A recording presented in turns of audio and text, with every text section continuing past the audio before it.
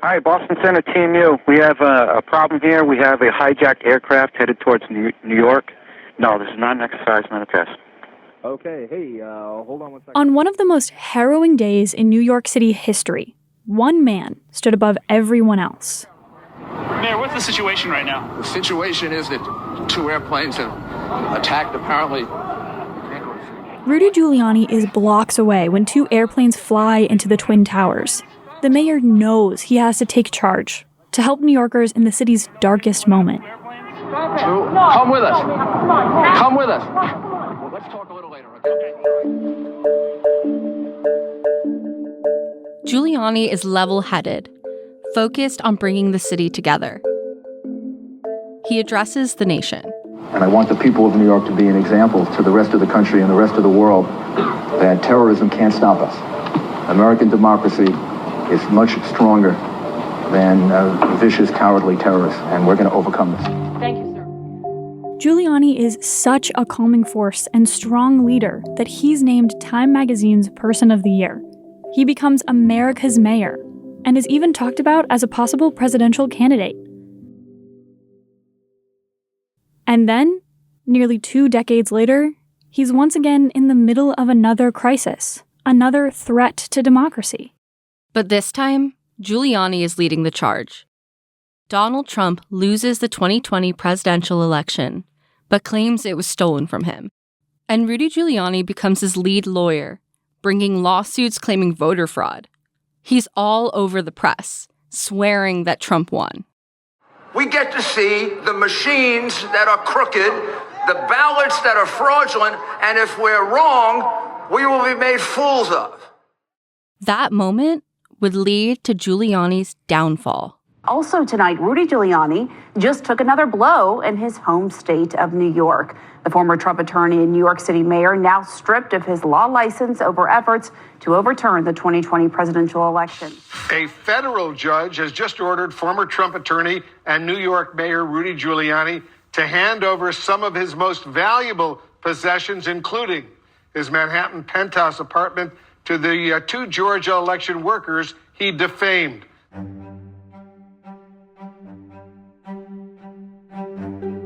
America's mayor was suddenly a laughingstock.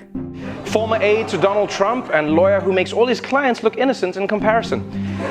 Since his role in the attempt to overthrow the 2020 election, Giuliani has largely disappeared from public view, like a snail retreating into its shell, but way more disgusting. To people who knew Giuliani for years before working with President Trump, he'd become unrecognizable. Yeah, I think he changed. I think when he lost power and as he got old, he was desperate to stay relevant. I can't believe he's so cynical that he's been doing what he's been doing and destroying his life and career and reputation and legacy for something that he doesn't at the end of the day believe in. It's hard for me to understand how a former prosecutor who's as smart as he is could believe in something that is so patently false.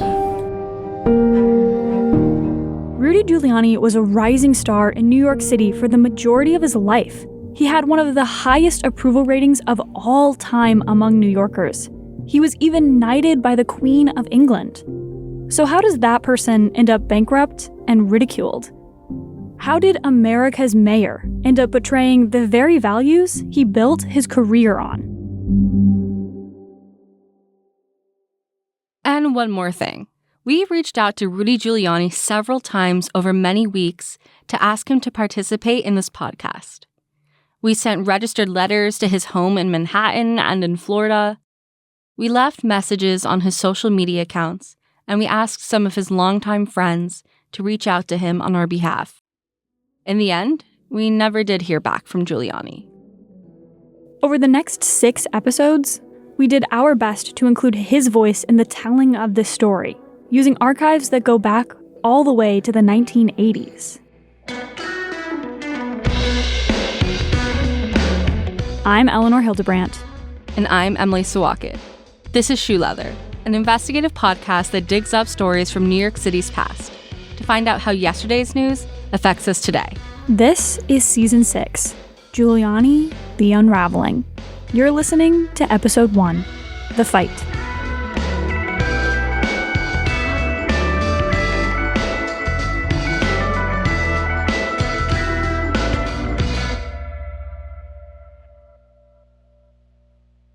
May 28th, 1944. A Sunday in New York City. By midday, it was 84 degrees. Franklin Delano Roosevelt was in his 4th term. Bing Crosby was breaking records. His famous song, I Love You, was on jukeboxes everywhere. I love you, hums the April breeze. And Rudolph William Louis Giuliani was born to Helen and Harold Giuliani in East Flatbush, Brooklyn, their only child. Helen and Harold Giuliani were born and raised in New York City. The Giulianis were the children of Italian immigrants. Helen was one of 7. 3 of her brothers were police officers. A 4th was in the fire department. A 5th, Leo, was involved with the mob. He was a bookkeeper and a loan shark. Helen dreamed of being a teacher. Harold wanted to be a boxer, skills he would later teach his son.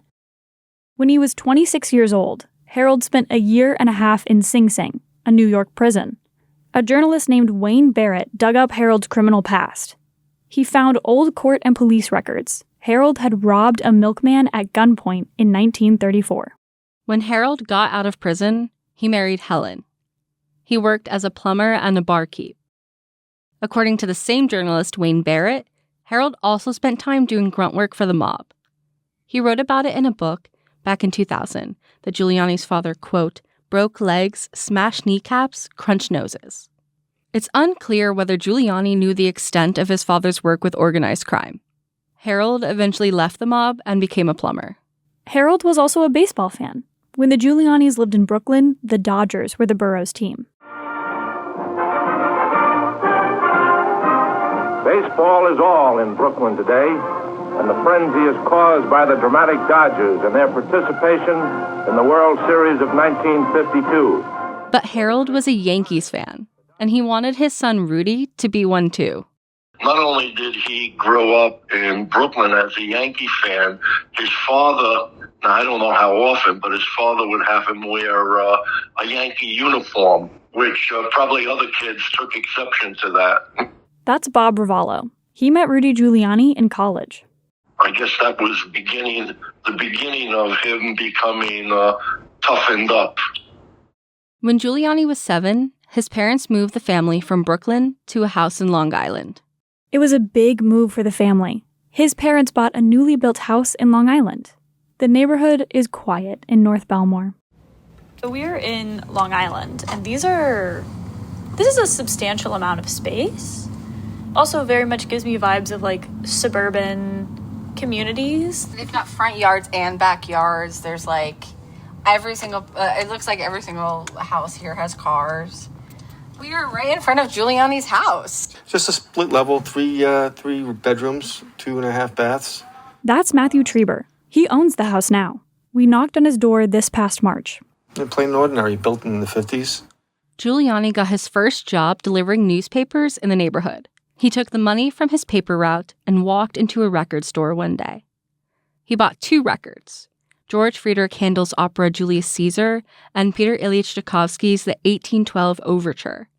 He had no idea what they would sound like, but he went home and dropped the needle.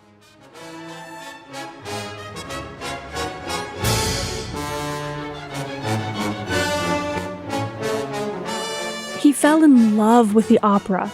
He would sit in his room and listen alone. He loved the right and wrong of it all, the good versus evil. That morality played itself out in the music. Giuliani went to Bishop Laughlin Memorial High School. It was an all-boys Catholic school in Brooklyn. He commuted more than 3 hours by public transportation to the school. Every day. Each way. He played baseball, and he founded his school's opera society. He also tried his hand at politics for the first time. He ran the campaign for a fellow classmate for senior class president. But they lost. It was Giuliani's first time losing an election. John Maselli went to the same Catholic high school. Maselli didn't really notice Giuliani until his senior year, when they shared a homeroom for the first time.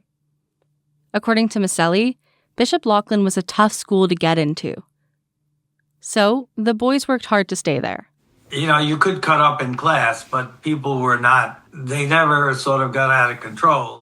Miceli and Giuliani had never hung out together, except for one Wednesday. It was October 19th, 1960. John F. Kennedy was scheduled to parade down Broadway Avenue in his motorcade. He was campaigning for president.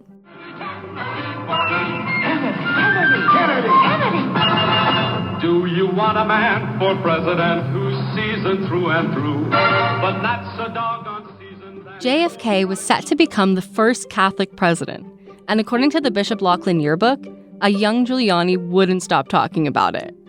It says that he was famous for, quote, telling everyone how wonderful JFK is. Giuliani wanted to meet his hero, so he went around the school asking his classmates to skip with him, to go to the parade. I wouldn't say I was apolitical, but I wasn't certainly as political as a lot of people were. And I don't know, I just probably wanted to be out of school. So Miceli agreed to go with Giuliani. They took the train to Manhattan. The parade down Broadway took off just after noon. A wild affair, with mounted policemen trying to control a crowd that was estimated at several 100,000. Almost as soon as the motorcade started up Lower Broadway, people began crashing through the sidewalk barriers. Soon, the perimeter of the avenue began to fill up with a crowd of people. Everyone was excited to see Kennedy and his wife, Jackie Kennedy. There were barriers along the streets to separate the crowd from the couple. I'm sure there were a lot of police, but you didn't really see a lot of them. And then Giuliani made a bold move. He jumped the barriers and ran toward Kennedy. I mean, nowadays, nobody would have been able to run out into the street and shake his hand. He was ecstatic. He came back and, he was a big smile on his face. The saying, "you never wash that hand again," seems juvenile, but it's fitting. Giuliani had just met one of his heroes. His parents were Democrats. He was a Democrat. So that handshake was monumental for young Giuliani. It was his first brush with a U.S. president, but it certainly would not be his last. Giuliani graduated high school in 1961. He enrolled in Manhattan College in the Bronx, another all-boys Catholic school. He was a political science major. Giuliani lived at home with his parents when he was in college. Most students did back then. Giuliani was interested in becoming a lawyer or a priest. Both appealed to his moral code, the idea that in both cases, there was a rulebook for right and wrong. He pledged the Phi Rho Pi fraternity. One thing we heard consistently, Giuliani liked to be involved. Sometimes he was intense, but he always made an effort to be active in his community. Bob Ravallo was one of Giuliani's fraternity brothers. We had lunch together every day. We would have once a week official meetings. Giuliani and Ravallo took 3 classes together: calculus, religion, and a comparative government class. Ravallo says Giuliani was a much better student in the government class than he was. For him, it was a natural. Rudy was an interesting guy, much more than the rest of the fraternity brothers. He had a sense of politics. At that time, he was much more into it than I was. Ravallo and Giuliani went to the fraternity's dances together. They double dated, and Giuliani became close with every member of the Ravallo family. At one point, Giuliani even helped Ravallo pick out a puppy for his sister's birthday. I remember my father telling the two of us how proud he was of us. So that was a big deal, for me, and I'm sure it made him feel good too. Rudy, beneath his tough exterior, he was a bit of a sentimental guy. Ravallo often had dinner at Giuliani's house. He remembers Helen Giuliani, Rudy's mom. She would cook Italian for the boys' visits. Ravallo says she was opinionated. I don't know how far her formal education was, but it sticks in my mind that she was very bright. She was what I would describe as a good Italian mom. Rudy respected her tremendously. He also met Giuliani's dad. At this point, around 1963, Harold had inherited his brother-in-law's bar. I remember with Rudy, we visited his father in the bar, and I remember his father giving us a warning to behave ourselves. I mean, the bar was filled with what you would call merchant marine sailors, and they were really a tough lot. I mean, Rudy was a tough guy, but we would not want to tangle with those guys. They look mean. Ruvallo and Giuliani were good friends. He says Giuliani was someone you could trust whenever and wherever. If you were in a tough position,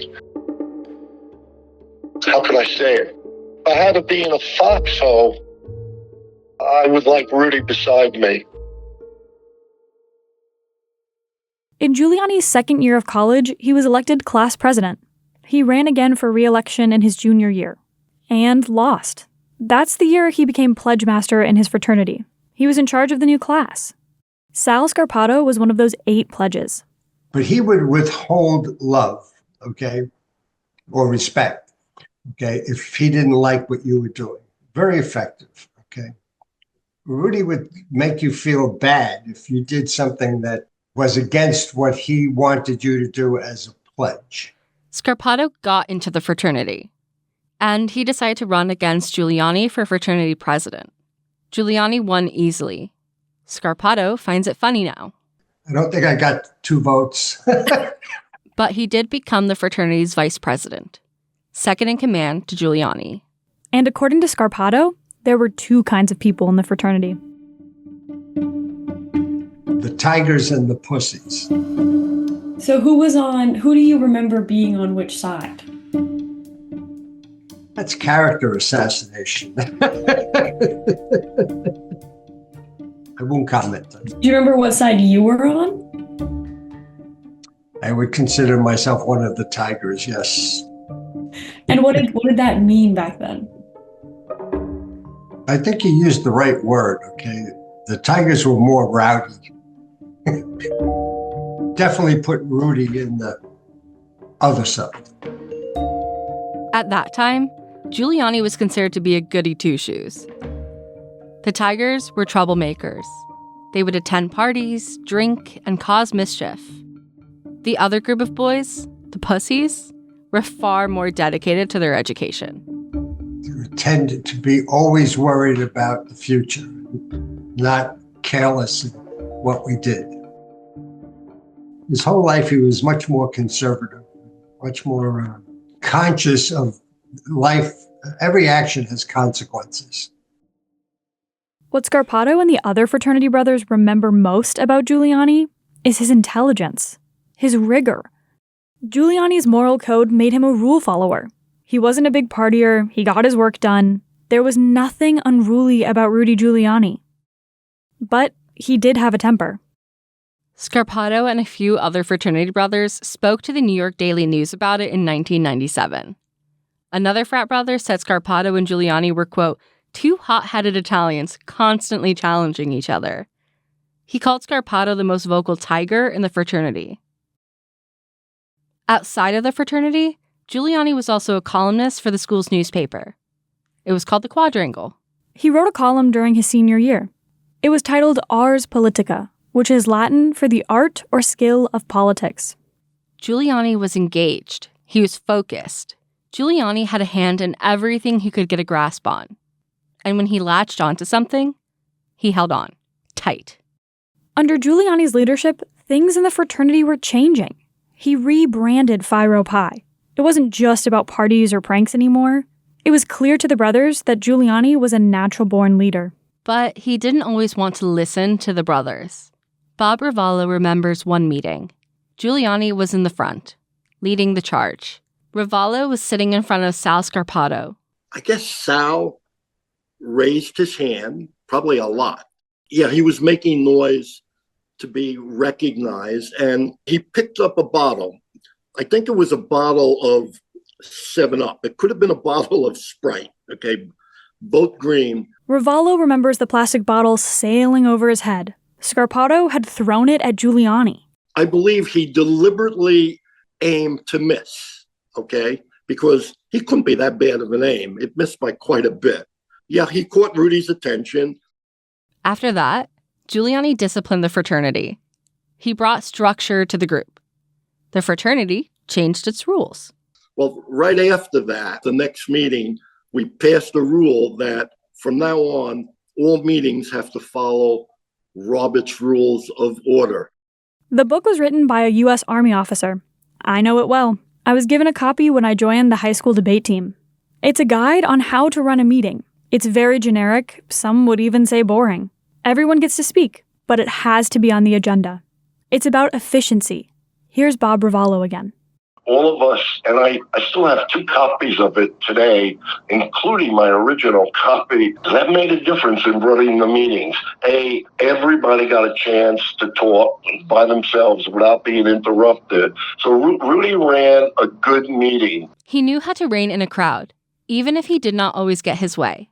Here's Jerry McCarthy, the secretary of the fraternity. Well, I'm sure the fraternity did pretty much what he wanted us to do or what he was interested in. Giuliani even tried to push his fraternity brothers into opera. And he used to keep telling us that we've never heard music as beautiful as that which has been written by Verdi or Puccini or a couple of the others. And most of us had no idea what he was talking about. Sal Scarpato remembers this one time. They were in a meeting. Sal wanted to talk about a party. I think it was a particular group of girls where I wanted to suggest we have a get-together, a party. He wanted to talk about what sorority girls to invite, but Giuliani wouldn't hear it. It wasn't on the agenda. And according to him and his interpretation of Robert's Rules of Order, I didn't even get a chance to bring it up as new business. So after a couple of go-arounds and not getting my point across, I provoked him, and he said, we can't settle it here. Let's go down to the football field, which is a couple of blocks away from where we were meeting. So, the brothers left the meeting room. They ventured out into the Bronx to take care of business. We went down and beat each other up for a while. Scarpato and Giuliani traded blows. And then, all returned to normal. Like nothing had ever happened. We came back, we started the meeting, and I didn't get to bring my point up. I think his father was a boxer at one time. And that's where Rudy learned his pugilistic skills that he used very effectively. At this point, his father Harold had run into some trouble after taking over the bar. Previously, he was the one who did the grunt work for the mob. Now, the tables had been turned on him. He often talked about the problems that his father had with the, for a better term, the mob in New York, giving him, interfering in his business and Rudy was always talking about he wanted to become an attorney and then a district attorney and go after the mob. So he kind of was on a mission. And that mission would begin in 1965 at New York University's law school. It was the first time Giuliani would go to school with women. The first time without Catholic prayer in every classroom. NYU Law was home to students from around the country. It was a mostly white school. Students were required to wear business suits to every class. The school was also divided between students who were active in the civil rights and anti-Vietnam War movements and those who weren't. Rudy was against the war, but he didn't protest it. He didn't want to get arrested. In his first year at NYU, he was the guy who sat in the front row of class. George Wendell went to law school with Giuliani. He was always one of these people who seemed to express himself and wanted to make himself known. Giuliani was on the Law Review, too. It's a scholarly journal focused on legal issues. Many universities have more than one. While Giuliani was in law school, he started pursuing a woman named Regina Peruggi. He'd known her since he was a kid. They were second cousins. They spent summers together growing up. At first, Giuliani suggested that Bob Ravallo, his fraternity brother, date Regina, but that didn't go anywhere. Ravallo remembers double dating with Giuliani and Regina. She was a sweet girl. She was sort of the love of his life. And I never heard him express so much affection for anyone as he did for his wife. Giuliani's mother didn't approve of the relationship, according to Wayne Barrett's book. She thought they weren't compatible.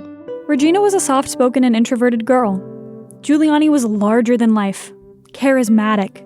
But Ravallo was right. He was smitten with her. After graduation, Giuliani proposed to Regina. That was late May.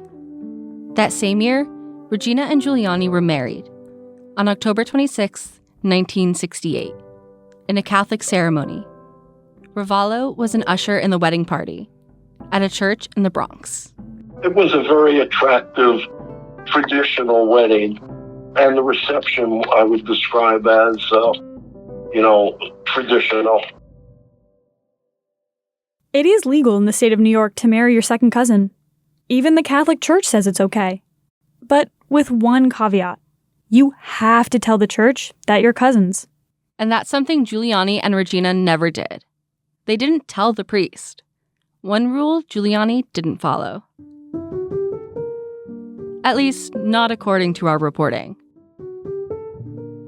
It's a small detail, but one that will matter later in Giuliani's life.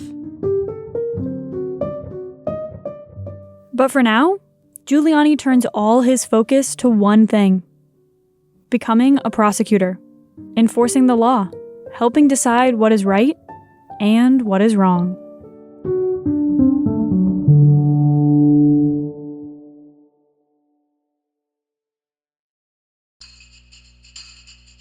Shoe Leather is a production of the Columbia Graduate School of Journalism. This episode was reported, written, and produced by me, Eleanor Hildebrandt. And me, Emily Sawaked. Joanne Farian is our executive producer and professor. Peter Leonard and Rachel Quester are our co-professors. Special thanks to Columbia Digital Libraries. Additional editing help from Bryant Erstadt. Shoe Leather's theme music, Squeegees, is by Ben Lewis, Doron Zunez, and Camille Miller. Remixed by Peter Leonard. Other music by Blue Dot Sessions. Our Season 6 graphic was created by me, Emily Sawaked. Some of the source material in this episode include Andrew Kurtzman's book, Giuliani, The Rise and Tragic Fall of America's Mayor, and Wayne Barrett's book, Rudy, an investigative biography of Rudolph Giuliani. Special thanks to Andrew Kurtzman, Stuart Carl, Dale Maharaj, and Sydney Mimilis. We'd also like to thank Director of the Archives and Special Collections at Manhattan University, Amy Surrock, for her assistance with accessing Giuliani's college documents. Thank you for listening.